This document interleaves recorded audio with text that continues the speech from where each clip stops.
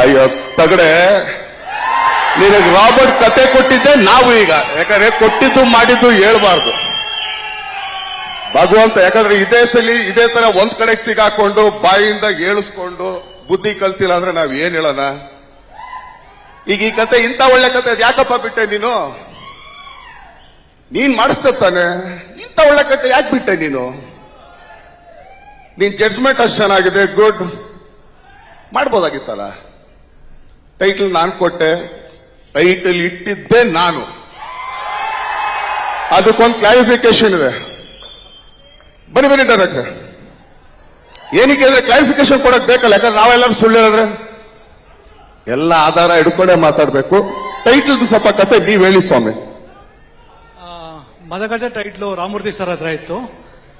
ಅದು ತಗೊಳ್ಬೇಕಾದ್ರೆ ಕಾಟೇರ ಟೈಟ್ಲನ್ನ ಉಮಾಪತಿ ಸರ್ ಕೊಟ್ರು. ಮದಗಜ ಟೈಟ್ಲನ್ನ ಬಾಸ್ ಹೇಳಿದ ತಕ್ಷಣ ನನಗೆ ರಾಮಮೂರ್ತಿ ಸರ್ ಕೊಟ್ರು. Thank you Ramamurthy sir. ಯಾಕೆ ಅಂತಂದ್ರೆ ನಮ್ಮ ಹತ್ರ ಬ್ಯಾನರ್ ಇದ್ರೂ ಕೂಡ ಮಾತಾಡೋಣ. ಯಾಕಂದ್ರೆ ಕ್ಲಾರಿಫಿಕೇಶನ್ ಕೊಟ್ರೆ ಕರೆಕ್ಟ್ ಆಗಿ ಕೊಡ್ಬೇಕು ಅಂತ. ಆ ಟೈಟ್ಲು ಎಲ್ಲಿ ರಿಜಿಸ್ಟರ್ ಮಾಡ್ಸಕ್ ಹೇಳಿದ್ದೇನೆ ಫಸ್ಟ್? ನಮ್ಮ ಬ್ಯಾನರ್ ನಲ್ಲಿ ರಿಜಿಸ್ಟರ್ ಮಾಡ್ಸಕ್ ಹೇಳಿದ್ರಿ. ಬಟ್ ನನ್ನ ಬ್ಯಾನರ್ ನಲ್ಲಿ ಇರ್ಲಿಲ್ಲ ಜಾಗ ಅಂತ ನಾನು ಹೇಳ್ತಿದ್ದಂಗೆ ಆಯ್ತು, ಅಲ್ಲೂ ನಮ್ಮ ಬ್ಯಾನರ್ ಇದ್ದಂಗಿದೆ, ರಿಜಿಸ್ಟರ್ ಮಾಡಿಸು ಅಂತ ಅಲ್ಲಿ ಹೇಳಿಟ್ಟಿದ್ದು. ಟೈಟಲ್ ಕೊಟ್ಟಿದ್ದು ನೀವೇನೆ. ನಮಸ್ಕಾರ ಸ್ನೇಹಿತರೆ. ದರ್ಶನ್ ಅವರ ಕಾಟೇರ ಸಿನಿಮಾದ 50ನೇ ದಿನದ ಸಂಭ್ರಮಾಚರಣೆ ಪ್ರಸನ್ನ ಥಿಯೇಟರ್ ಅಲ್ಲಿ ನಡೀತಾ ಇತ್ತು. ಕೊಟ್ಟಿದ್ದು ಬಿಟ್ಟಿದ್ದು ಹೇಳ್ಬಾರ್ದು, ಇಂತ ಒಳ್ಳೆ ಕತೆ ಯಾಕೆ ಬಿಟ್ಟೆ ನೀನು? ಒಂದ್ಸಲ ಆಗಿದ್ರಿಂದ ಬುದ್ಧಿ ಕಲ್ತಿಲ್ಲ, ಅಯ್ಯೋ ತಗಡೆ ಅಂತ ಉಮಾಪತಿ ಅವರಿಗೆ ಟಾಂಗ್ ಕೊಟ್ಟಿದ್ದಾರೆ ದರ್ಶನ್ ಅವರು. ಈ ಹಿಂದೆ ಸಹ ನಿರ್ಮಾಪಕರಾದ ಉಮಾಪತಿ ಅವರು ಮತ್ತು ದರ್ಶನ್ ಅವರ ಮಧ್ಯೆ ವಿವಾದ ಸೃಷ್ಟಿಯಾಗಿತ್ತು. ಈಗ ಮತ್ತೊಂದು ವಿವಾದ ಎದ್ದಿದೆ. ಅದರ ಬಗ್ಗೆ ವಿವರವಾಗಿ ತಿಳ್ಕೊಳ್ಳೋಣ. ಕಾಟೇರ ಸಿನಿಮಾ ಸಕ್ಸಸ್ ಆಗಿತ್ತು, ಜನರಿಂದ ಒಳ್ಳೆ ಮೆಚ್ಚುಗೆ ಸಹ ಪಡೆದಿತ್ತು. ಇದಕ್ಕೆ ಪ್ರತಿಕ್ರಿಯಿಸಿದಂತಹ ಉಮಾಪತಿ ಅವರು ಕಾಟೇರ ಸಿನಿಮಾದ ಕಥೆಯನ್ನು ನಾನು ಮಾಡಿಸಿದ್ದು, ಅದರ ಟೈಟಲ್ ಅನ್ನು ನಾನು ರಿಜಿಸ್ಟ್ರೇಷನ್ ಮಾಡಿಸಿದ್ದು ಅಂತ ಹೇಳಿದ್ರು. ನಾನೇ ಪ್ರಸಿದ್ಧ ಕತೆ ಮತ್ತು ನನ್ನ ಟೈಟಲ್ ನ ಸಿನಿಮಾ ಕಾಟೇರ ಗೆದ್ದಿದೆ ಅಂತ ಸಿನಿಮಾವನ್ನು ಉದ್ದೇಶಿಸಿ ಮಾತನಾಡಿದ್ರು.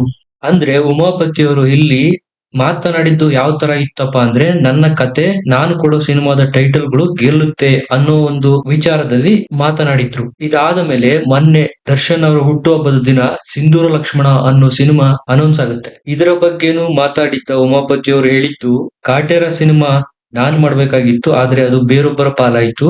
ಸಿಂಧೂರ ಲಕ್ಷ್ಮಣ ಸಿನಿಮಾ ಸಹ ನಾನೇ ಮಾಡ್ಬೇಕಾಗಿತ್ತು, ಅದು ಸಹ ಬೇರೊಬ್ಬರ ಪಾಲಾಯ್ತು ಅಂದಿದ್ರು. ಸಿಂಧೂರ ಲಕ್ಷ್ಮಣ ಸಿನಿಮಾದ ಬಗ್ಗೆ ನಾನು ರಾಬರ್ಟ್ ಸಿನಿಮಾ ಮಾಡ್ಬೇಕಾದ್ರೆ ಮಾತನಾಡಿದ್ದೆ, ಹಾಗಾಗಿ ಸಿಂಧೂರ ಲಕ್ಷ್ಮಣನು ನಾನೇ ಮಾಡ್ಬೇಕಾಗಿತ್ತು.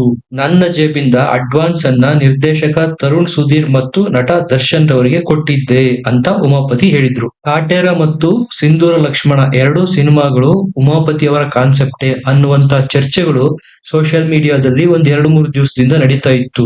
ಉಮಾಪತಿ ಅವರು ಇದ್ರ ಬಗ್ಗೆ ಮಾತನಾಡಿದ ಮೇಲೆ ಈಗ ದರ್ಶನ್ ಅವರು ಮೌನ ಮುರಿದು ಕಾಟೇರ ಸಿನಿಮಾದ 50ನೇ ದಿನದ ಸಕ್ಸಸ್ ಮೀಟ್ ನಲ್ಲಿ ಉಮಾಪತಿ ಅವರ ಎಲ್ಲ ಪ್ರಶ್ನೆಗಳಿಗೂ ಉತ್ತರ ನೀಡೋದಕ್ಕೆ ಪ್ರಯತ್ನ ಮಾಡಿದ್ದಾರೆ.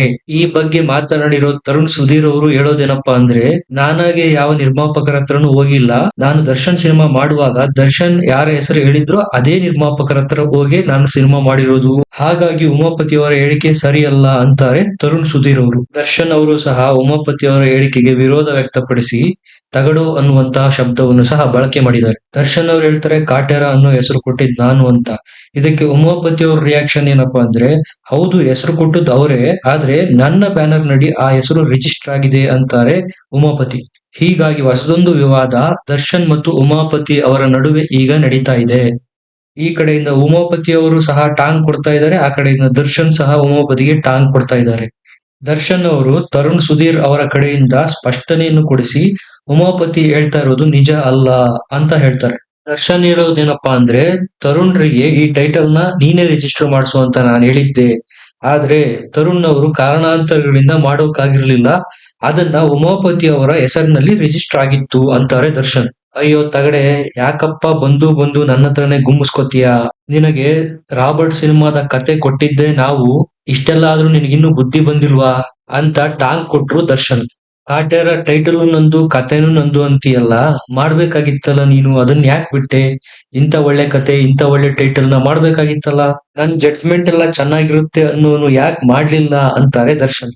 ಇದಕ್ಕೆ ರಿಪ್ಲೈ ಕೊಟ್ಟಿರುವ ಉಮಾಪತಿ ಗೌಡ ಅವರು, ನಾನು ಉತ್ತರ ಕೊಡೋ ಸಮಯ ಬಂದೇ ಬರುತ್ತೆ, ನಾನು ಈಗ ಮಾತಾಡಲ್ಲ, ನಾನು ತಗಡಲ್ವಾ, ತಗಡಾಗೆ ಇರ್ತೀನಿ, ನಮಗೆ ಕಾಂಟ್ರವರ್ಸಿ ಮಾಡುವಂತ ಅಗತ್ಯ ಇಲ್ಲ, ಅವರು ತುಂಬಾ ದೊಡ್ಡವರು, ಅವರಿಗೆ ನಾನು ಉತ್ತರ ಕೊಡೋದಕ್ಕೆ ಹೋಗೋದಿಲ್ಲ, ಅವರು ಚೆನ್ನಾಗಿರ್ಲಿ, ನಾನು ಸಮಯ ಬಂದಾಗ ಮಾತಾಡ್ತೀನಿ ಅಂತಾರೆ ಉಮಾಪತಿ ಗೌಡ. ಸ್ನೇಹಿತರೆ, ಇದಿಷ್ಟು ದರ್ಶನ್ ಮತ್ತು ನಿರ್ಮಾಪಕ ಉಮಾಪತಿ ಗೌಡರ ನಡುವಿನ ಹೊಸ ವಿವಾದದ ವಿವರಣೆ. ವಿಡಿಯೋನ ಲೈಕ್ ಮಾಡಿ, ಶೇರ್ ಮಾಡಿ, ಕಮೆಂಟ್ ಮಾಡಿ, ಚಾನೆಲ್ನ ಸಬ್ಸ್ಕ್ರೈಬ್ ಮಾಡಿ.